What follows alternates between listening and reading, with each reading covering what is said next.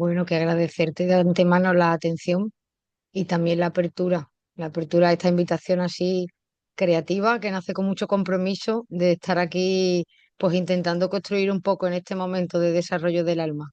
Yo estoy contenta porque siento que por primera vez también me acompaña una seguridad que no tiene tanto que ver con ver el piso que estoy pisando, sino de estar formando parte así de algo más, de un orden mayor y me acompaña un gran discernimiento y estos últimos 15 años pues repasaba estos días, ¿no? Los de puestos de trabajo, sobre todo 5 puestos de trabajo donde el status quo me hubiera garantizado buenas posiciones y no sentía, era insuficiente. Entonces han sido 17 años de ir más allá de la razón y saber lo que es ir más allá del logro de una, de la personalidad.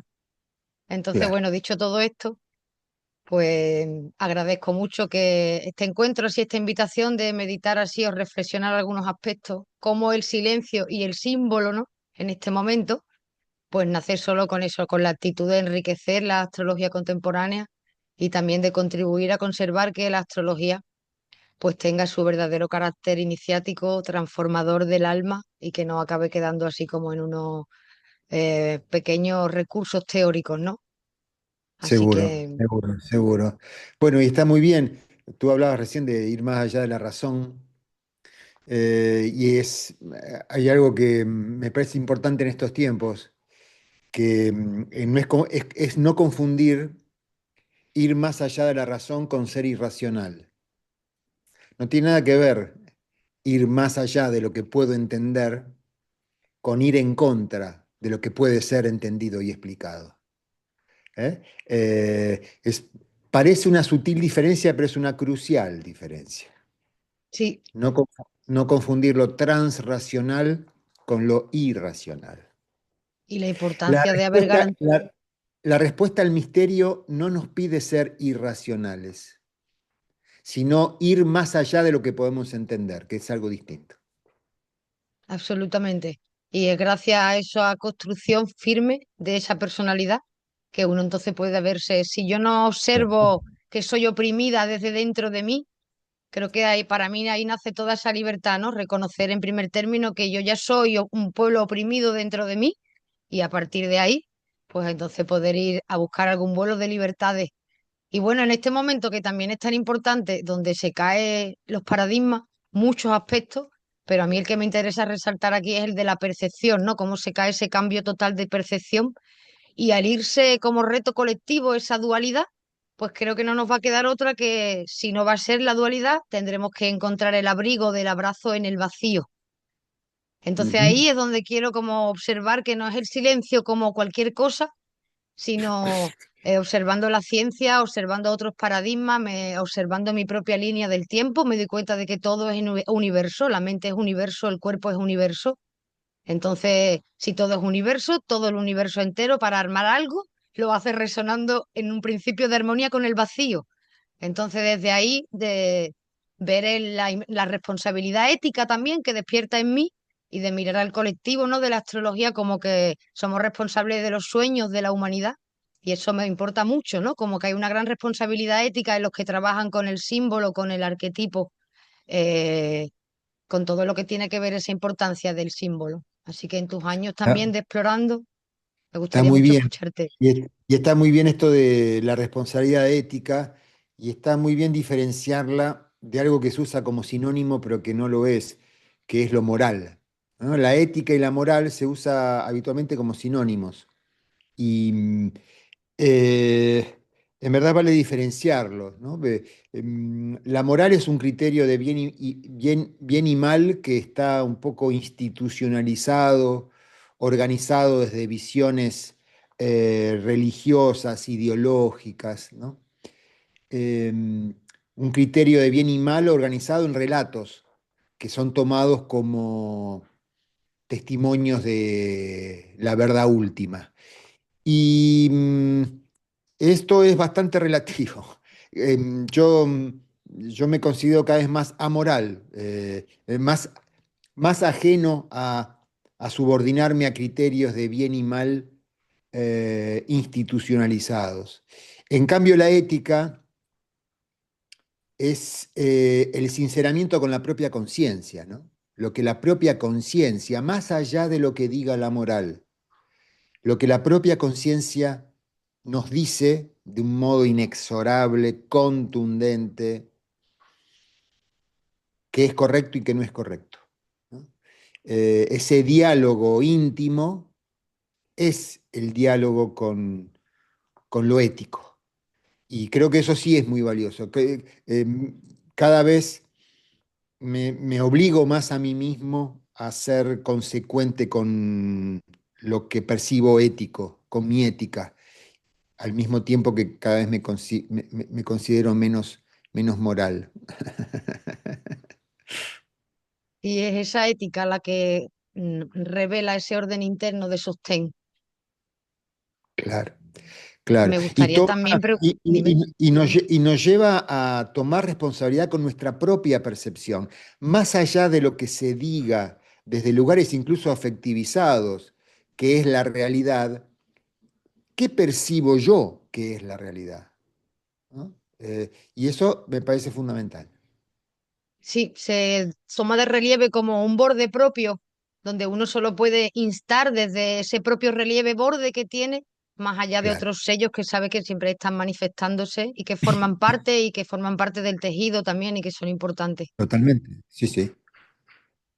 Y me gustaría también hacerte, yo preparé aquí algunas pequeñas premisas, axiomas que no pretenden ser preguntas, pero sí igual detonar y también que eso se pueda reflexionar como en voz alta, ¿no?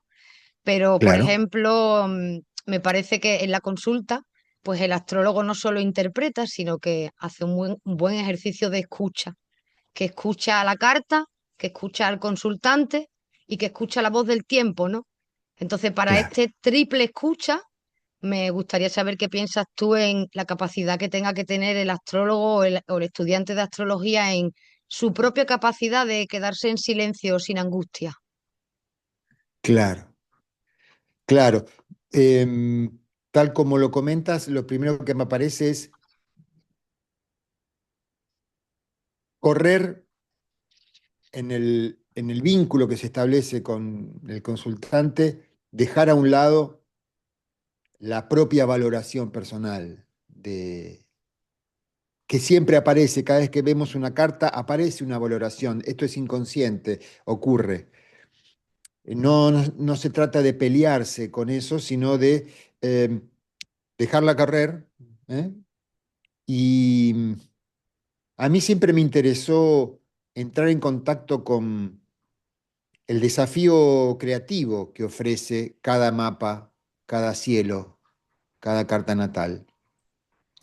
Un desafío creativo que por supuesto tiene también eh, mm, trampas, señuelos, deformaciones, distorsiones que pueden ser generadoras de sufrimiento, ¿no? Que en general es lo que moviliza a una consulta, cierto sentimiento de padecimiento del propio destino. Bueno, la carta puede dar cuenta del malentendido que origina ese padecimiento y al mismo tiempo, resignificando ese malentendido, poner en contacto con la potencialidad creativa, que tiene ese mismo patrón que a priori, por ser mal interpretado, genera padecimiento. Lo mismo que nos hace sufrir puede ser fuente de un despliegue sanador y expresivamente creativo, ¿no? De una auténtica eh, revolución interna, una auténtica revolución respecto a lo que yo creí que era mi vida. Y esto es muy importante saber cómo comunicarlo, ¿no? Si lo comunicamos desde un lugar de autoridad suprema, será escuchado con sometimiento o con rebeldía por parte del consultante. El arquetipo de autoridad genera adhesión o rebelión. Em, y aquí es fundamental algo que decía, rescatar algo que decía Jung. a lo mejor lo traduzco mal, pero Jung decía que en cada encuentro con un paciente había un encuentro entre dos almas, ¿eh? que, que saca esa relación de un vínculo vertical para ponerlo en horizontal. Hay, hay una empatía que tiene que surgir en cada consulta, eh, y desde allí, desde esa empatía donde uno puede como consultor llegar al alma, a la conciencia del consultante sin generar ni adhesión ni rebelión, ¿no? Sino empatía.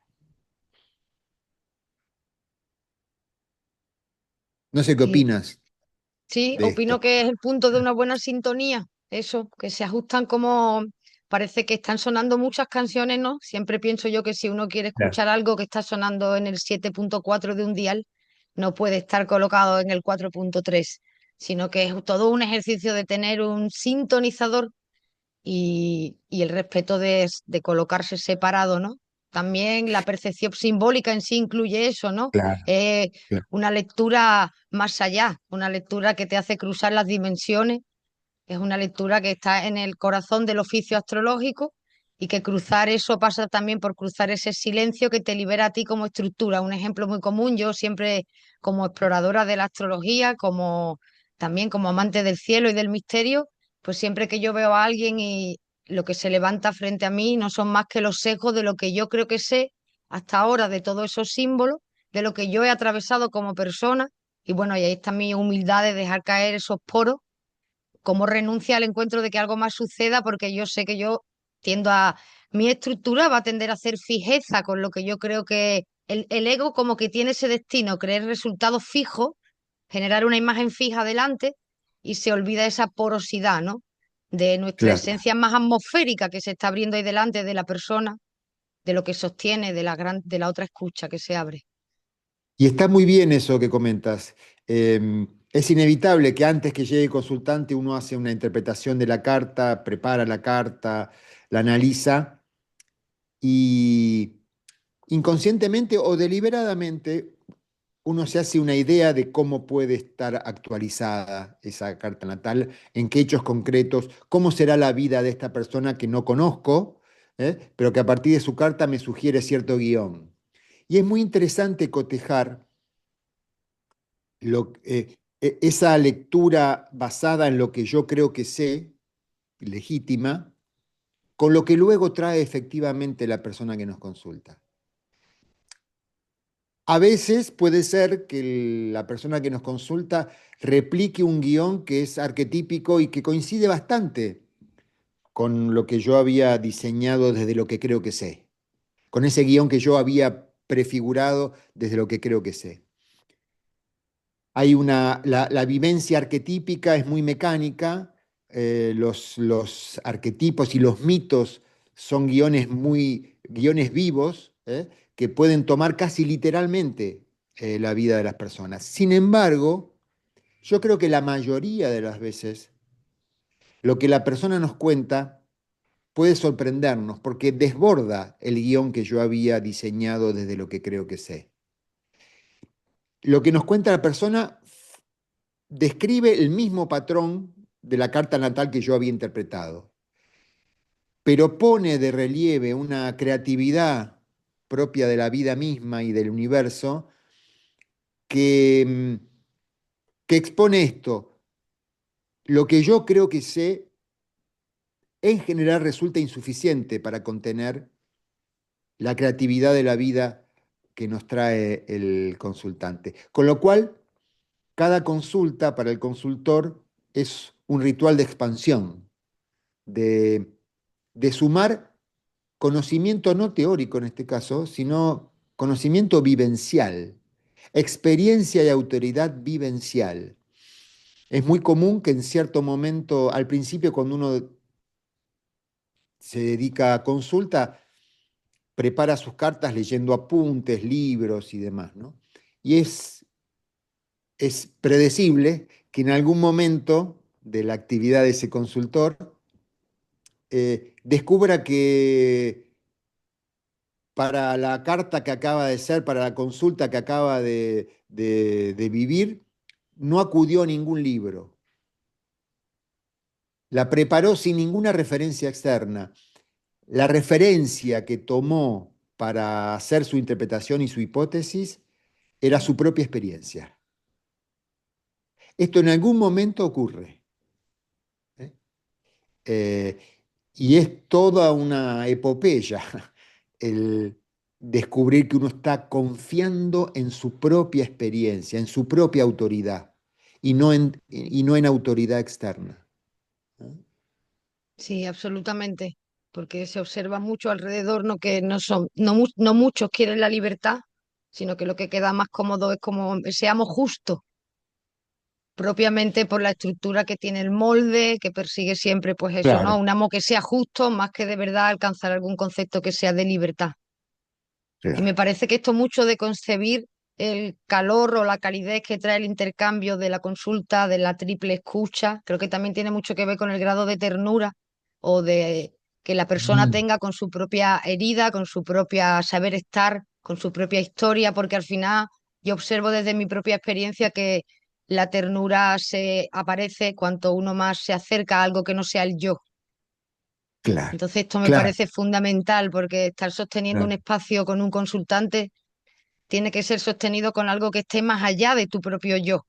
Y justamente la Exacto. tendencia es quedarse inerte, fijo en el propio yo, en la lectura primera que levanta, que no estoy culpando a nadie porque creo que es propio de un producto del paradigma de que ha hecho de la percepción simbólica verdaderamente una percepción conceptual y que ahora nos viene la era de la percepción encarnada, que todo es muy Ujú. propio, que por eso llega el silencio, por eso llega el vacío, llegan parámetros a marcar su verdadera importancia, porque la lectura simbólica, la del alma, va a querer por resonar, ¿no? Creo que para los que trabajamos con arquetipos o símbolos, al final sabemos que es una frecuencia. Si yo estoy actuando con mi sistema nervioso en automático que sobrevive, yo no tengo la pausa para poder fertilizar ahí nada nuevo. Estoy repitiendo, entonces creo que son factores que se presentan porque de verdad no va a quedar otra que dar el salto de esa percepción conceptual que tenemos del símbolo a de verdad hacer el puente con lo que es la percepción encarnada, ¿no? Que es de verdad Exacto. elevar al símbolo en el lugar que merece, que es parte de la apuesta también de Rumbo Divino como símbolo, no solo símbolo ajeno, sino como tampoco como símbolos propios nosotros, de esa lectura que el universo hace a través de nosotros. Y creo que por ahí que se vuelvan a levantar estos fundamentales principios originales de encontrar en el vacío la resonancia, de que la verdadera lectura de los arquetípicos no nazca de nuestras conclusiones racionalizadas, sino que esas frecuencias se levanten y permitan eso. Pero creo que nacen de esa ternura también, nuevamente, de lo transpersonal, del manejo que uno Mm. tiene de su propia herida, del amor que le llega a su lectura de su vida. No sé qué piensas Está tú de muy esto. bien. Sí, y esa clave de ternura va en dirección y es lo mismo que aquello que hablábamos antes de la empatía, ¿no? Valorar el contacto humano. Separarse del yo.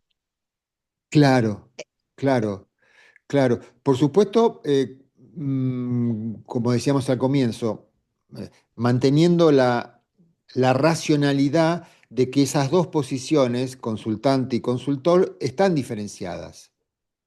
Alguien vino a consultar a otro y desde ese punto de vista es fundamental tomar en cuenta y discriminar esas dos posiciones y saber que son diferenciadas. Ahora, esas dos posiciones son dos posiciones en un vínculo humano, no son dos posiciones en vertical, son dos posiciones en horizontal. Son pares diferenciados. ¿Eh? Eh, Esto también es fundamental para no perder noción del Sí, diseño, el sí. ritual de la consulta. El ritual de la consulta tiene un consultor y un consultante. Y, y la empatía y la ternura no pide no reconocer eso. Es reconociendo discriminando esas dos posiciones, es donde circula la ternura y la empatía. ¿Eh? Eh, que no es fácil. Eh, a veces la empatía hace perder la discriminación de las posiciones y a veces el rigor de las posiciones hace perder la empatía y la ternura. ¿Eh? Es todo un desafío. Absolutamente. Sí, y más que venimos practicando esas posiciones tan polarizadas. O sea, que caminamos Claro. hacia eso, por eso mi lectura nunca es crítica, es como que soy muy consecuente de que lo que observamos ha nacido de unas maneras, de una forma, de una epistemología de llamar al conocimiento las cosas, que no queda más que limpiarse un poco las lentes y empezar a generar algo que tenga principios resonantes, que puedan permanecer entre el sostén. Tú no puedes conectar planos entre sí si ni siquiera te has conectado tus propios planos entre sí. O sea que Claro. nuevamente el que viene a solicitar una ayuda, a pedir una burbuja, una válvula, y obviamente viene en otra posición distinta al sostén que uno tiene, a la tierra que uno tiene, que no es más que su recorrido, su presencia en él, en su camino de vida. Y por supuesto que el consultante en el momento de la consulta va a exponer el estado de nuestra propia conexión interna. O sea, en la consulta vamos a tener una oportunidad de ser conscientes de los consultores, de cuán conectados o cuán desconectados estamos de esa cualidad humana, ¿no? Así que, siendo esto así, la experiencia de consulta es muy intensa para el propio consultor, no es intensa solo para el consultante, ¿no? Y esto lleva a también a meditar, reflexionar acerca de la metodología del ejercicio del consultor. Un consultor astrológico no puede tener una consulta, 5 consultas por día. O es fundamental atender a qué intensidad me expongo. Si entro en contacto con 5 tramas de destino arquetípicos por día. Em, y es muy probable que si hago eso haya bloqueado algo de la empatía y de la ternura, Absolutamente. ¿eh? Esa Porque, situación describe más a eficacia, a eficiencia y a rentabilidad, unos parámetros más claro, del capital, porque cualquier persona que trabaja con esos símbolos y más el mandala de la astrología, que es algo muy pisciano, necesita espacio para resonar y el espacio ya de por sí lo compone el tiempo. Así que claro, una buena lectura, una buena puesta en práctica de verdad de entregar una ayuda con ética va a necesitar del espacio del tiempo, sí o sí, más allá de que el tiempo no claro, exista, pero sí para resonar los símbolos. El símbolo no espera un intelecto, está esperando cruzarse de manera más compleja con un espacio y un intelecto también. claro. Y es interesante para diferenciar esas dos palabras que habitualmente usamos también como sinónimos y que vale la pena ser diferenciadas, que es la eficacia y la eficiencia, ¿no? Puede ser eficaz la lectura que haga un astrólogo de 5 cartas por día. Las puede Sí, hacer, puede salir conforme el consultante. Sin embargo, esa cantidad habrá implicado cierto bloqueo de contacto empático que lo torna poco eficiente a esa metodología tan eficaz, que implica un consumo de energía y una represión o un bloqueo de energía demasiado alto. La eficiencia es lograr lo mismo con menos carga de consumo de energía, ¿no es cierto? cierto. Algo puede ser muy eficaz, pero muy poco eficiente. Eh, yo para pasar al cuarto de al lado puedo poner una puerta o puedo tirar abajo la pared. Los dos métodos son muy eficaces, pero Sí, hay uno que es mucho más eficiente que el otro. sí, absolutamente. Al final, en esa exposición de cómo uno hace ese recorrido, vuelve nuevamente a traer la información de la propia persona en sí, de todo ese acercamiento que al final su propio sensor, creo que es súper importante saber o entender que no se puede percibir lenguaje simbólico desde el mundo concreto. Y llamo como mundo concreto también las sustancias que definen nuestro particular mundo concreto, ¿no? Como Claro.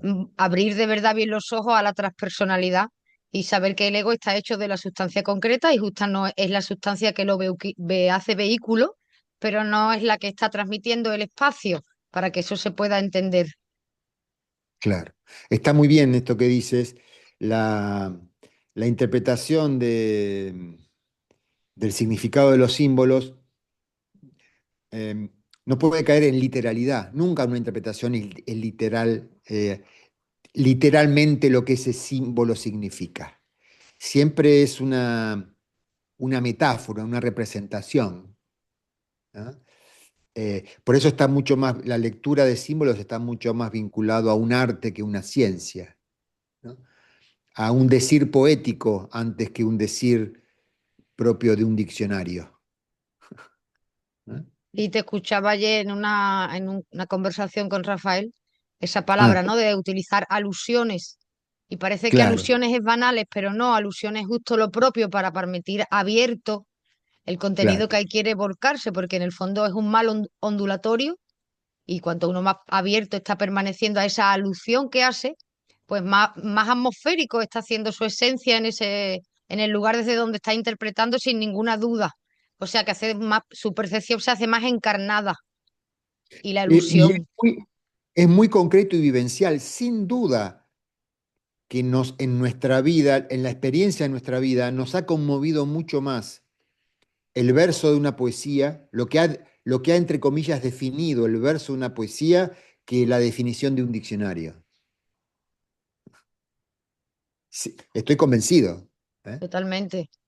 Porque la definición de un verso, de una poesía, está constantemente reverberando en nosotros. Y con el paso del tiempo descubrimos nuevos significados en ese mismo verso. Eh, Sí. la definición de diccionario obliga a que es eso y solo eso. ¿Eh? Y en el fondo, en un sistema enfermo en formas que nos educa a permanecer enfermos, que nos hace sentir mal por querer estar bien, pues también el poema tiene su resonancia larga, es léxico, tiene una gran velocidad léxica porque resuena con la belleza, que es lo que somos, Claro, ¿no? Lo que pasa es que todo está reconstruido en un paradigma más del muerte y yo que claro, practico a veces con grupos, simplemente que intenten entonar un poema, ellos transitan lo difícil que es ponerle belleza, ¿no? Y desde ahí partimos con esa exploración de cuánta belleza te cabe. Y ponte en esa exploración porque es incómodo de verdad. Y en el fondo esto mismo que tú dices, ¿no? De cómo esa poesía te hace trascendente porque te claro, recuerda, pues en el fondo un resonar que es propio del universo, de su belleza creativa, de la claro, pasión que es el ser humano, porque nos gusta la poesía, porque somos seres humanos, digamos, porque es esa entonación de nuestra belleza, solo que en el fondo, pues nuestro cuerpo, nuestro sistema nervioso, la carne vibra drama. Y creo que eso claro, también, hacernos muy conscientes de eso, ¿no? De que ese molde mantiene esas longitudes de onda vibrando drama y que se vuelve difícil darse cuenta, pasar por la experiencia, este pequeño ejercicio, ¿no? De repasar un poema varias veces uno mismo. Y yo lo que claro. recojo en estos 14 años es las primeras experiencias de ridiculez, parece que hago teatro.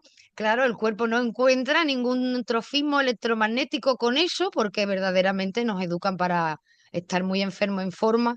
Y creo que también por eso parte de mi o responsabilidad o tarea detectar la urgencia de ser simples en nuestra contemplación sin mente, sabiendo que venimos de un mundo de ruido, Está muy bien. donde nuestro paradigma nos trae caos, ruido y nos ha hecho identificarnos con la racionalización de las cosas, con la percepción conceptual de las cosas, pero no con la encarnada y ser muy humilde en que hagamos un buen salto de la personalidad al alma de verdad, sabiendo todo lo bueno que la personalidad deja pero reconociendo esto, ¿no? Que de un lado, para encarnar el alma, vamos a necesitar reconocer pues cómo vibra muerte el cuerpo y no se puede hacer ese, en el corazón del oficio astrológico está el lenguaje simbólico y creo que se necesita de una capacidad hacia el silencio sagrado, una voluntad hacia ese silencio sagrado.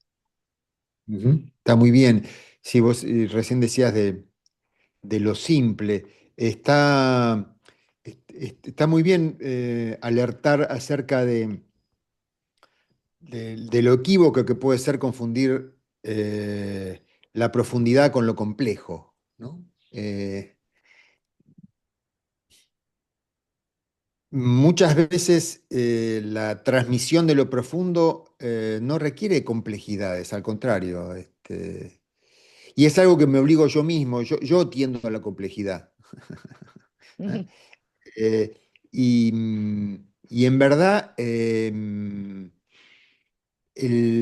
ejercicio consciente de trabajar la simpleza es fundamental.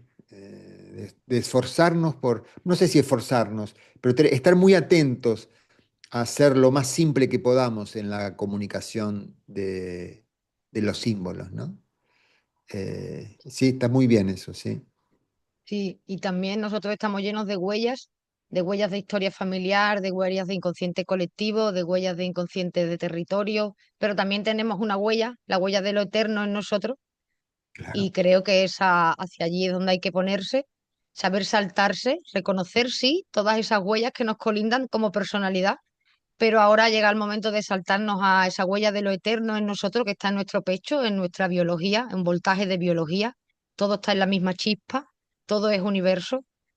Entonces, dar este salto, esta mirada al silencio con una disposición que sea sagrada hacia lo transpersonal, así nos sirva.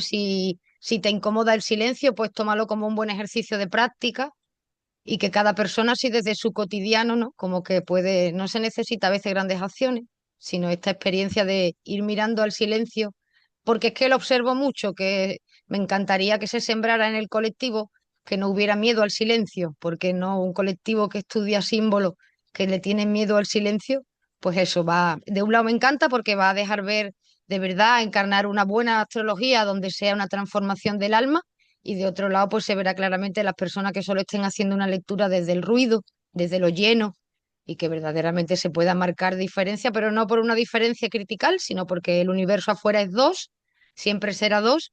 Y entonces, bueno, como ir tomando esa mirada hacia lo que es silencioso, simple, siendo consecuente con nuestro mundo de ruido, con la herencia de formas que hemos heredado y permanecer, ¿no? Como en estos verbos de ir encarnando, simpleza, cotidianidad y Ujú. silencio, silencio como una puerta hacia lo transpersonal también. Claro. Si el silencio, el vacío, refiere a, a vaciarse de formas, vaciarse de ruidos, para que aparezca el, el auténtico contenido y el auténtico sonido, ¿no? Por cierto, tenemos que saber que en tanto conciencias encarnadas en cuerpos sometidos al tiempo y al espacio, eh, en, en primer lugar, y siendo además mamíferos, en primer lugar, el vacío va a provocar una reacción a interpretarlo como intemperie, como desamparo, ¿no? Y al silencio, como falta de lo que necesito, ¿no? Lo mismo con el silencio. Si falta palabra, en principio el silencio va a ser una amenaza, ¿no? La palabra contiene, protege, calma, las Sí, formas contienen, ¿eh? Eh, y cómo tolerar esa angustia de vacío y esa angustia de falta de vacío de palabra, eh, para sostener la intensidad hasta donde podamos y permitir que aparezca el contenido transpersonal, el sonido transpersonal. Es un ejercicio que nos demandará la vida misma. No hay un momento definitivo donde uno haya aprendido a tolerar la angustia de vacío, de silencio, sino que es un ejercicio constante, ¿no? En tanto conciencias encarnadas en formas concretas, ¿eh? Mamíferas además, ¿eh? Que estamos condicionados hasta biológicamente por una memoria que nos dice que dependemos de otros para vivir, dependemos sí. de que algo se presente. La falta es una amenaza, el vacío es una amenaza, ¿no? Así que es todo un desafío. Esto no son logros, ¿no es cierto? Mm, Todo lo que estamos hablando no es plantearnos logros definitivos, No, que no. algunos hayan alcanzado y otros no. Esto es la descripción de una dinámica constante, ¿eh? Eh, Sí, que nos acompañará hasta el último suspiro. sí. Se trata más bien de subrayar en cursiva y en negrita esa importancia de no mirar a esa simpleza o silencio como un gesto accesorio, sino ir intentando darnos cuenta, pues, de que requiere esta responsabilidad continua, ética de cada uno, y desde ahí, pues, poder afinando nuestra percepción, haciendo también una limpieza del lenguaje y sobre todo que protegiendo a la banalización de los símbolos para todos aquellos que sientan desde su sentir, desde el alma. Bien, obviamente el silencio es bueno para cualquier ser humano, pero aquí en esta charla, ¿no? En esta unión, pues me interesa ese colectivo de astrólogos porque justo eso, trabajan con arquetipos, con símbolos y con los sueños de la humanidad al final. Entonces, cada uno en su pequeña parcela privada, creo que se reduce a ese trabajo. Sacar el silencio y lo simple de algo banal y accesorio e ir integrándolo como un ejercicio hacia lo transpersonal y hacia el encarnar, bueno, pues de ese Neptuno y Saturno también en Aries, que seguro piden otra Claro, mística, que va a necesitar más cuerpo. Y claro. bueno, si todo es universo, pues al final todo va a acabar en un recogimiento bello, estético, que yo creo que será la propia respiración, que es algo que nos puede sacar de golpe de algo muy dividido y fragmentado como son nuestras estructuras, que es normal también. Uno tiene al cuerpo en el hospital, tenía el espíritu en la iglesia, tenía la salud en ese señor de bata blanca que no sabe ni qué comes, y así de repente ya miras para atrás y no hay nada, no hay nada. Soy muy consciente de que hay un gran vértigo vacío y mucha gente está dando el último manotazo del ahogado, pero verdaderamente no hay nada detrás. Entonces es un vértigo muy grande y a mí personalmente yo me siento muy atravesada de pobre del que no va llegando enero y se va acabando también, por lo que yo voy informándome y recibiendo, se acaba ese elemento tierra disponible para nuestro respirar atmosférico. Y bueno, en enero quien no tenga un cuerpo, ¿no? El cuerpo va a ser un lugar importante. El cuerpo como sostén, la vuelta a esa respiración en otros espacios, tiempos donde el aire puede, pues eso, pues poner en peligro el cuerpo, la verdad. Por eso digo de pobres de que no tengan cuerpo, con la responsabilidad, no nuevamente, de recordar esa quietud, esa vuelta al ejercicio de... Sí, y quizás que Saturno esté en conjunción con Neptuno entrando en Aries, nos recuerda que el proceso espiritual ocurre en el cuerpo y con el cuerpo. El cuerpo no es un accesorio molesto al proceso espiritual.